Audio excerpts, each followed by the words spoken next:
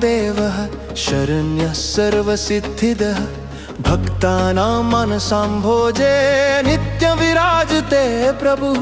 श्रीहरिकृष्ण सुदेवो दीनबन्धु कृपानिधि अनाथनाथो देवेश मम हृदये सदा वस। हरे कृष्ण महाराज की लीलाएं मन को पावन बनाती है। उनकी कृपा के छाया तले भक्ति सुगंधी बस जाती है।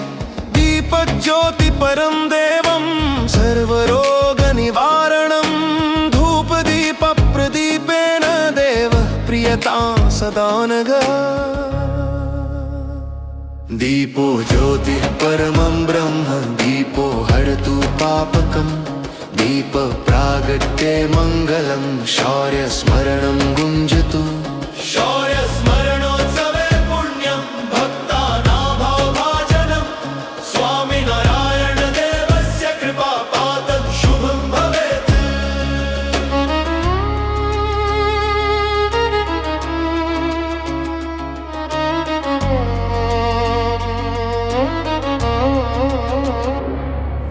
शौर्य स्मरणम् उत्सवाय मंगल दीपम जलता जाए। स्वामी नारायण नाम जपे हम हरि कृष्ण प्रभु कृपा बरसाए।